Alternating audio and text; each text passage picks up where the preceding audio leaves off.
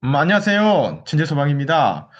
자, 말도 많았던 휴대용 비상조명 등 성능 인증 및 제품 검사 기술 기준이 제정이 됐습니다.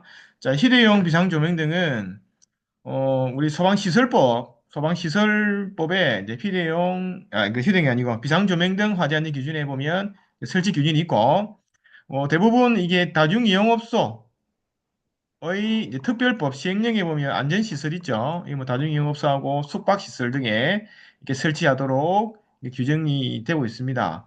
되고 있는데 현장에 설치된 휴대용 비상조명 등의 이제 점등 불량 등이 많이 발생하고 있어서 이제 제정이 됐다. 이런 내용입니다. 그래서 이제 주요 내용은 보면 여러 가지가 많습니다. 요 중에 이제 구조, 점등 시험, 조도 시험, 표시 이 정도만 조금 시험에 예상해 봅니다. 이 휴대용 비상 조명 등은 여기 보면 이게 이제 하지안전 기준하고 다중이용업소 그 안전시설 등이 있죠. 여기서 이제 시험이 간혹 나옵니다. 간혹.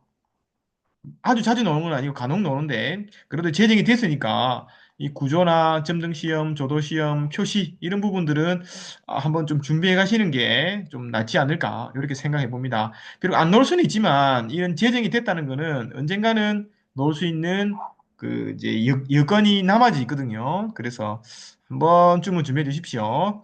요거는 뭐 불량 사례입니다. 뭐 이게 거치대랑 이제 조명등이 이렇게 결합이 되어 있을 때는 이렇게 오프가 되어 있는데 이렇게 점등이 되는 경우가 있죠. 이런 경우도 있고 이건 이제 오프를 했는데 이렇게 점등되지 않고 이제 소등이 불이 꺼져 있는 경우가 여러 가지가 있죠. 이런 부분 때문에 이제 제정이 됐습니다. 불량 사례가 너무 많았습니다.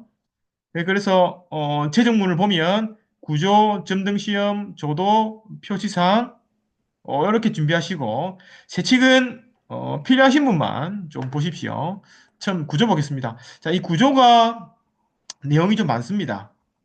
그 전에 용어에 보시면 휴대용 비상조명 등은 건전지식하고 축전지식이 있습니다. 이 건전지식은 1차 배터리고 이 축전지식은 2차 배터리입니다. 상시 전원이 들어가면서 축전지를 충전하는 식입니다. 그래서 이제 보통 건전지식을 많이 쓰고 축전지식은 잘 쓰지 않죠. 왜냐하면 축전지식을 쓸 빼서 그냥 비상조명 등 쓰는 게 훨씬 비용적으로나 관리적으로나 유리하기 때문이죠. 그래서 이제 축전지식은 거의 쓰지 않고 건전지식을 많이 씁니다. 자, 구조를 한번 보겠습니다. 구조는 이렇게 14가지의 기준이 있네요. 이 부분이 조금 이제 시험에 가능성이 높은 부분이죠. 구조 첫 번째 보겠습니다. 이제 거치대를 분리하면 자동으로 점등되고, 거치대를 설치하면 자동으로 소등되어야 된다. 요거는 이제 동작에 관련된 부분이죠. 두 번째는 전구 및 전지를 용이하게 교환할 수 있어야 된다. 세 번째는 이제 뭐 거치대에 설치된 경우에는 이제 방전이 되지 않아야 된다. 자, 이 부분은 사실 뭐 배터리가 뭐 방진이 안 될 수는 없죠. 근데 뭐 좀 최소화하라는 그런 내용 같아요. 네 번째, 이제 보호 조치를 하라. 이제 감전 우려가 있는 부분에 보호 조치를 하라. 다섯 번째, 벽면에 견고하게 부착해야 된다. 거치대. 여섯 번째는 내식 가공하고 방청. 일곱 번째는 날카롭지 않은 구조. 이게 휴대용이다 보니까 사람이 이렇게 잡을 때 상해를 입을 수 있죠. 그래서 날카로운 구조를 하지 마라. 여덟 번째는 자, 조명등하고 거치대에는 녹색 표시등을 설치하거나 빨강 표시를 표지하라. 표시등은 여기 기준이 있고 빨강 표지는 여기 기준이 있죠. 자, 표시등은 부착 주의보다 돌출된 구조로 상용 전원이 차단 경우에는 20분 이상 점등이 가능하여야 하며 전원으로부터 조명등용 전지를 사용해서는 안 된다. 그다음에 빨간 표시는 이제 길이 10mm, 100mm, 짧으면 50mm 이상의 크기로 백색 계통의 바탕에 녹색 계통의 휴대용 비상조명들. 여기 보면 여기 있었죠. 이런 거, 요걸 얘기하는 거죠. 요걸 붙여라. 이 말이죠. 사실 팔 때 이 세트로 팝니다. 그리고 11번 전지에 잔량 표시 장치가 있는 경우에는 어떻게 하라 나와 있고 그다음에 12번 건전지식 조명 등은 표시등을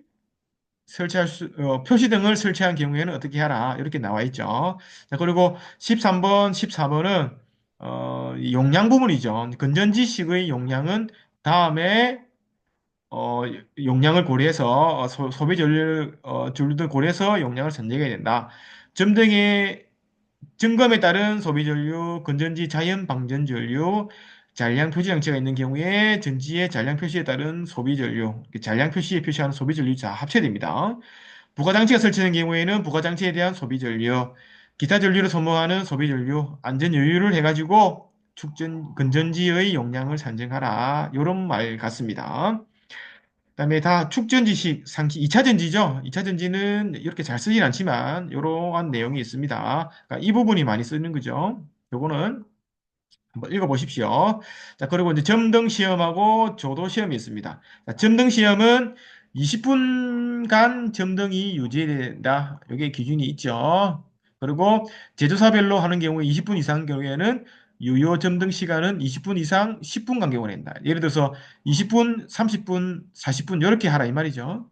그리고 이제 전격 전압의 점등 시 소비 전류가 설계치의 20% 이내에 된다. 전지의 잔량 표시 등, 그다음에 점등 시 잔량 표시 등에 대한 부분이 나와 있죠. 그래서 요 5가지 점등 시험에 대한 내용이 시험에 좀 나올 수 있을 것 같아요. 그러니까 조도 시험은 조금 힘들지만 그래도 한번 읽어보십시오. 20분간 점등한 후에 주위 조도가 0육수인 경우에서 조사면으로부터 2m 떨어진 수직면에서 20cm의 원내에 조도가 56수 이상이 돼야 된다. 이게 기준이죠. 그다음에 잔량 표시가 있는 부분은 어떻게 하라. 이렇게 되어 있습니다. 자, 그리고 밑에 보시면 자 표시사항. 이 표시사항 부분은 사실 이득이기 때문에 표시사항은 좀 관심 있게 보도록 이 좋아요. 항상 표시사항은 품명, 성능인증번호, 그다음에 유효점등 시간, 그다음에 축전지, 종류, 전압, 용량 있죠. 이런 것들 들어갑니다. 중요하죠. 그다음에 정보의 구격, 그다음에 소비 전류, 뭐 제조사, 제조는 원리 이런 것들이 있습니다.